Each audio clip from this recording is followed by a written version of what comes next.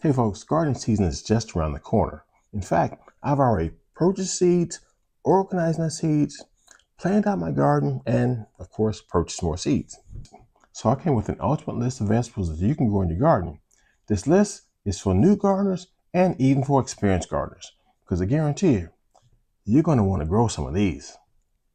Now there are 3 criteria for making my list. 1, they must be easy to grow. Because let's face it, what's the most frustrating thing to do in the garden? And that's to plant something and not have it grow well.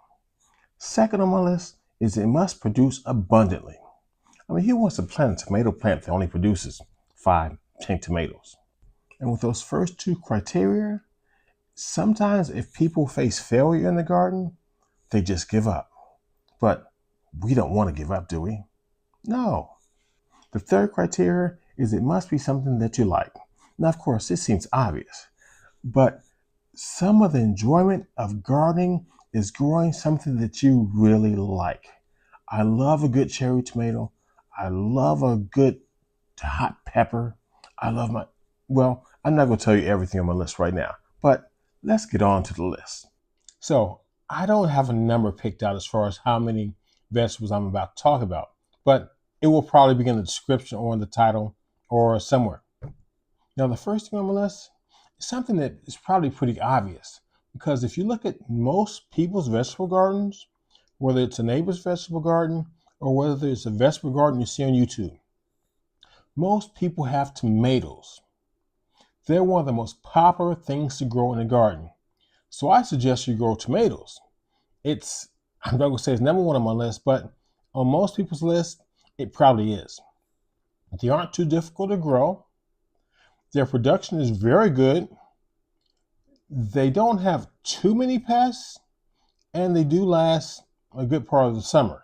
But depending on where we live, in the heat of the summer, when like in Georgia where I am, in zone 8A, in mid to late July, it's hot.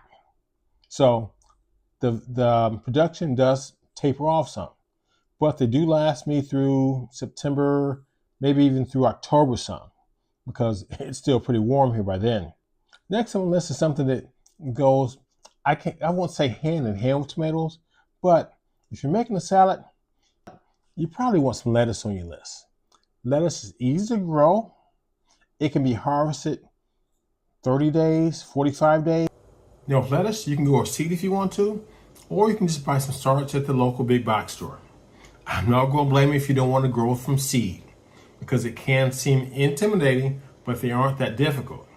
I do have a video coming out on how to plant different things from seed. Take a look at it. It will probably be coming out hopefully in the next couple weeks. But lettuce is not only easy, you can plant it in ground, you can plant it in containers, you can put it closer together than other vegetables, and you can get plenty of production. However, it will bolt in the summer, in the heat of the summer. But there are certain varieties, certain red varieties that don't bolt as quickly. So if you're going to plant tomatoes, you might as well plant some lettuce, because they're going to go perfect with your salad. Now the next 3 items on my list come from the family of cucurbits. So first will be cucumbers. Cucumbers are easy to grow. If you get the right variety, they produce abundantly. Also, you don't have to fuss around trying to plant seeds and do transplants. You can plant them directly into the ground. Now, what variety of cucumbers you pick out, that's your choice. But 2 things you must consider. 1, do you want a bush type plant that maybe gets 3 feet across so you can save some space? Or do you want the vining cucumbers that you can run up a trellis and save even more space? So the choice is yours, but there are so many varieties. I'm sure you'll find one that you'll like. Now for me, I've been trying to find a prolific variety. And this year, I came upon varieties that are parthenocarpic. And that's just a fancy word for saying that it only produces female flowers, which gives you the opportunity of having an absolute crazy amount of cucumbers.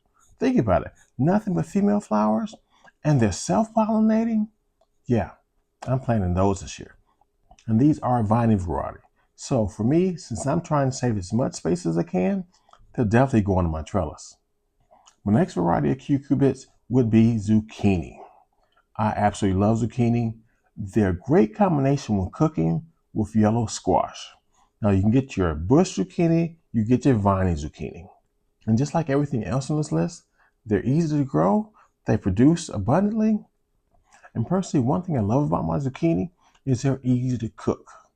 In fact, my wife showed me how to cook zucchini with squash, some cut up onions, put a little oil in the pan, saute it. Yeah, I can cook. Something else that's similar, that's just as easy, is yellow squash. And I know people kind of think, okay, they're pretty much the same thing. And I guess they're related, but they are different. Yellow squash is a sweeter fruit, and they produce well. Unfortunately, there is one really bad pest when it comes to squash, zucchini, and cucumbers, and that would be the vine squash spore. But I have a solution for that. You can find the eggs and pick them off and get rid of them. 2, you can wrap the base of the plant with foil to help keep them off of the plant. The third option is something called BT. I'm not even going to try to pronounce the full word, but just Google BT for vine squash spores and you'll see it. Now, your fourth option is something that I think I'm going to try this year, and it's called diatomaceous earth. It's organic, so yes, it's all natural, and it's not a poison. So you're not going to be endangering yourself by putting this on your plants or around the base of your plants, but they will kill off successfully the vine squash spores. Something to consider. Now I'm about halfway through my list, so please, since you're still hanging around, do me a favor. Share this video with your family and friends, someone that you know might get some use out of it. Also, hit that like button, hit the subscribe button, and almost as important, hit that notification bell.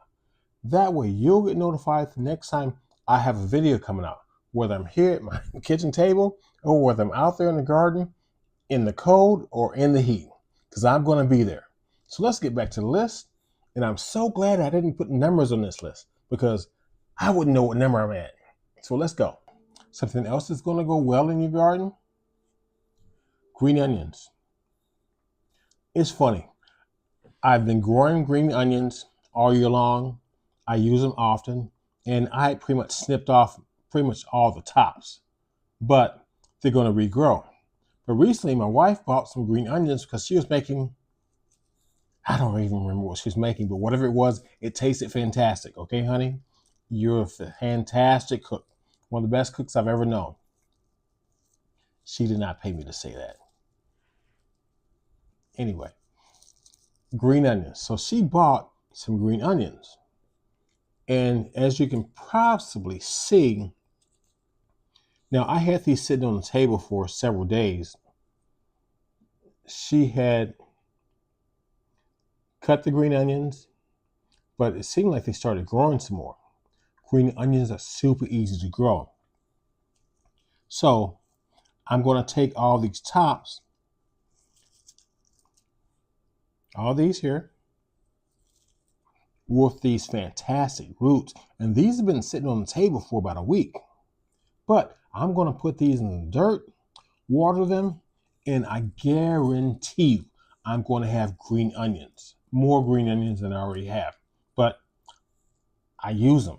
I use them a lot. So green onions has to be on my list because just like my tomatoes, just like my lettuce, they grow easily, they produce well, I like them, they go on in my salad and whatever else my wife decides to cook with them. So put green onions on your list, please. I grow them year round. I'm in Georgia, Zone 8A, and I never really have to run out of green onions, especially with all these I have here. Hopefully I have enough, but if not, I'll just plant more. You can grow them from seed, or you can grow them from starch. Either way, they fulfill my criteria for something that's easy to grow, whether you're a beginner gardener or an experienced gardener. Next on my list is beans. Beans, whether you're growing bush beans, whether you're growing beans you're going to put on trellis. If you want to save some space, grow beans that you can put on trellis. Bush beans are great though. I've grown them, but they do take up a good amount of space. You can probably get 10 green bean plants on a trellis. In less space, they won't take you to put maybe 3 bush beans. It doesn't have to be the loosest soil. It doesn't have to be the best soil.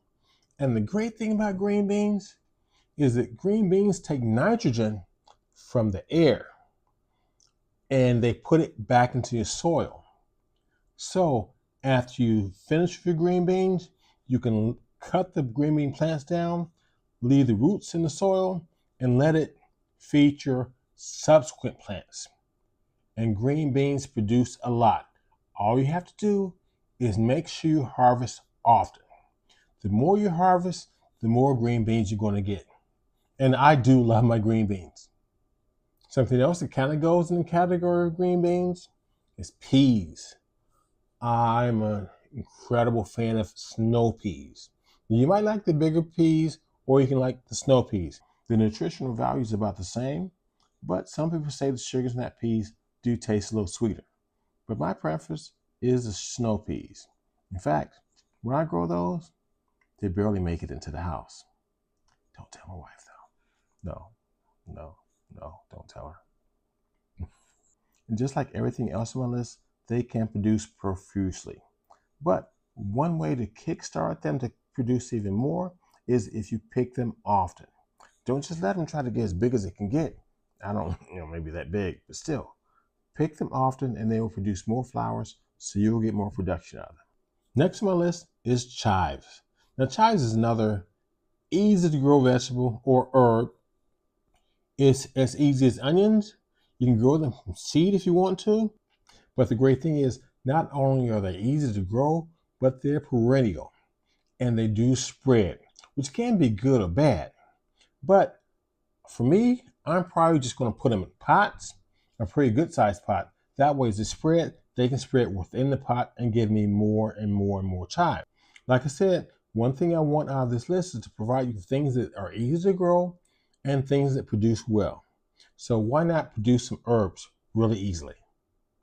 Next on my list is beets. Please don't tell me you hate beets. Beets are not only good for you, and I know we get tired of being told what's good for us, but hey, they are.